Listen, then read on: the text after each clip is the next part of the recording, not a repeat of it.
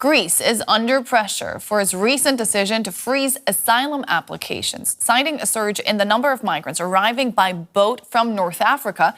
Athens says it will detain asylum seekers in camps for up to 18 months. Rights groups and opposition parties say the move is illegal and unconstitutional. The government says more than 14,000 migrants have reached the country this year alone, including over 2,000 who have arrived in Crete since the beginning of July after setting off from Libya. DW correspondent Sofia Kliftaki reports from the island. It is the height of summer on the Greek island of Crete.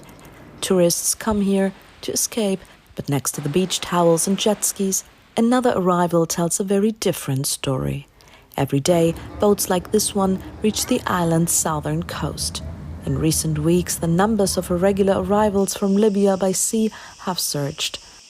This is one of the several temporary shelters on the island of Crete, set up to house the growing number of migrants arriving here, especially in the last couple of months. Now, this is a building of a former exhibition center, and the main hall is 4,000 square meters, housing right now 330 people. They're separated in areas depending on the date of their arrival and the country of their origin. The biggest challenge right now is the lack of space, as those temporary shelters are not meant for long-term stays. And as the arrivals on the island continue, the need for more supplies and more space is urgent. Locals in the southern part of the island are concerned about the potential impact on tourism, with some expressing fear and frustration over the fact that most of the new arrivals are young men. They say that a solution is urgently needed, and in the meantime, swift transfers are essential.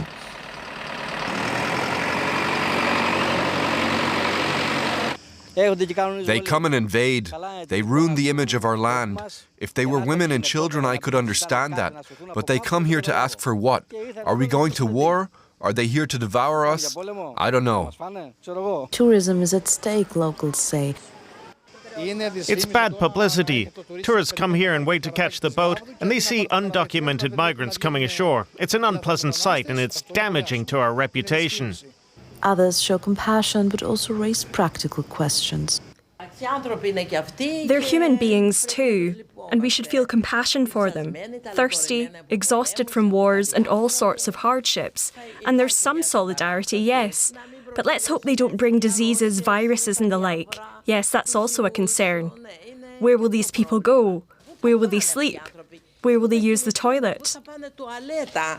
Humanitarian groups have raised concerns about conditions in the temporary shelters, criticizing the fact that this is not a new phenomenon and should have been addressed much earlier.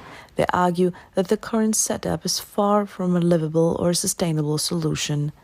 It's an emergency solution that's been used from time to time.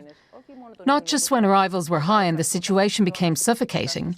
Even before that, the Coast Guard issued reports saying conditions are difficult for everyone, both those working there and those being hosted. Local authorities say it's time their voices are heard, warning that the situation could impact tourism.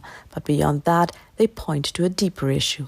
Crete simply lacks the infrastructure to cope with so many arrivals. Deputy Regional Governor Stelios Vorias emphasizes that the responsibility lies with the ministry, not the local authorities.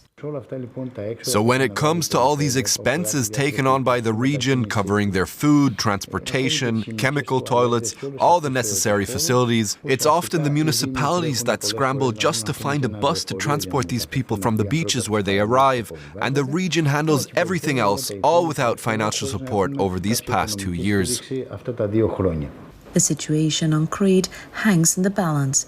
What comes next is crucial. For more, let's bring in Dimitra Kyranoudi, the head of DW's Greek service. Dimitra, good to have you on the show. We saw there it's a very divisive, a very sensitive topic. How is the Greek government positioning itself among this debate? Thank you for the invitation, Nicole. It's a very crucial and critical time for Greece.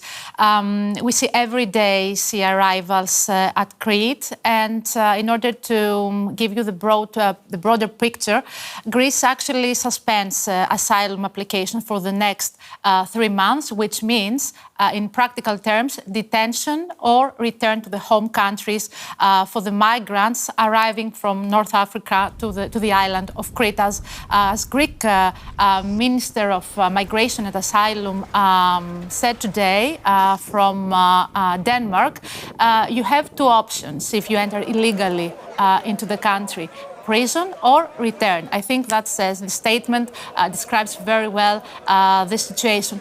On the other hand, Greek government uses often the terms invasion, invaders, in order to describe these arrivals, in order, in a way, to shift the focus from the other domestic issues and crises that the Greek government faces. In a way, Greek government tries to present a purely humanitarian issue as a national threat, a threat to the security of Greek citizens, and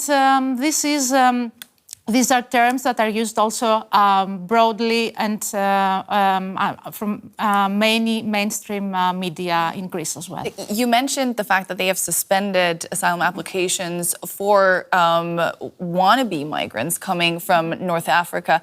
Why are we seeing that now, and what's the legal framework here? Mm-hmm. Actually, we have to say that Greece had suspended asylum applications as well back in 2020. We had back then migrants coming from the Greek-Turkish border, now from North Africa, especially Libya. If we see the numbers and the facts, it is true that the situation is critical, but it's not as severe as it used to be back then, 2015.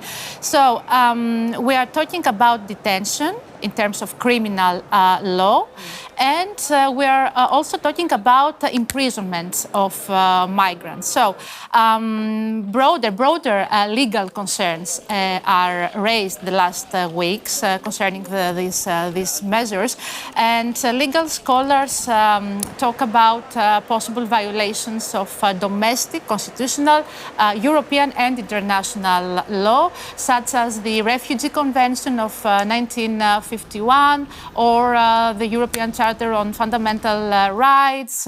And we have also to say that many NGOs in Greece already prepare legal actions against these measures taken by the Greek government, and not to mention, of course, the past rulings of the European Court of Human Rights that have actually indicated that Greece has violated in the past basic human rights and has also used systematic illegal actions, such as, for example, pushbacks at the borders. That was Dimitra Kyranoudi, the head of DW's Greek service. Great to have you in the studio today. Thank you. Let's talk about what comes next with Notis Mitarachi, former Greek Minister for Migration and a current MP with the ruling New Democracy Party. He played a key role in shaping Greece's asylum and border policies. So your party has talked about a migrant invasion. Is that really justified? I think we have had a hybrid pressure, hybrid threat in Crete arising from Libya. You know that the European Union has attempted to work with the Libyan authorities to mitigate the impact of the smuggling networks, but the recent attempt by the European Commission and the ministers of Italy, Malta and Greece were not successful. They were not received by the authorities in Libya. It is clear that smugglers are now running a major operation trying to move thousands of people from Libya, economic migrants, young people seeking, I can understand it from their point of view, a better future. Europe should have a migration policy, but let me be clear, we cannot allow smugglers to decide who comes and lives in the European Union. Do you think that the European Union is leaving Greece alone with this problem? The recently adopted Pact on Migration and Asylum has made good progress in securing the concept of solidarity, but still under the Dublin regulation would still dominate European thinking on migration. It is the country of first reception that has the primary responsibility. You know, Greece has suggested in the past that there should be a common European protection space. Migrants that have been accepted as deemed eligible for international protection should be allowed to travel within the European Union. It is the countries on the north that strongly disagree and still insist that it is our responsibility. And what has happened in the past in political debates, you have had countries accusing Greece for having a tough migration policy, but at the same time, if any migrant from Greece moved to their country, they reacted against Greece. Now, but you're starting now detaining people for up to 18 months, with no charges, of course. Does that not violate the detainees' human rights? Not at all. Under national and international law, people that are to be returned can be detained, and this is the legal framework in place in Greece for many, many years. People that are not eligible for international protection must be returned. And I think it is very critical if we want to protect the concept of asylum and international protection, the return side of the equation must work more efficiently. Europe has failed over the years to secure returns. Countries of transit or countries of origin have not cooperated with the European Union. That has created a lot of negative sentiment to European populations that on the one hand believe that refugees should be granted protection, but those coming irregularly, illegally into the European Union, there must be an effective way to be returned with safety and dignity back home. Now, but your own opposition in Greece says that this is unconstitutional. What do you say to that? It is an act of parliament. It has not been challenged in the Supreme Court, and there is no Supreme Court decision that agrees with the opposition opinion. The people on the left that believe that countries should have no borders and everybody should be allowed to come in, that's not our position. And I think that's not the position of the majority now of European people, even if they're voting for the center or the left. Now, you say also you need to protect tourism. Is that a valid argument? I mean, we have an obligation towards people coming to Greece and applying for asylum. We have an obligation also towards the local communities. And I have received many times letters when I was Minister for Migration with concerns about the well-being of the asylum seekers, which are well respected and well received. But very, very rarely I got letters asking whether the local communities are impacted. And if you have very large number of arrivals in small communities, that obviously is draining our resources and it's creating a lot of social cohesion issues. I mean, people have a right to live in safety and dignity in their own houses. Thank you very much. Notis Mitarachi, Member of Parliament for Chios with the New Democracy Party. Thank you. Thank you.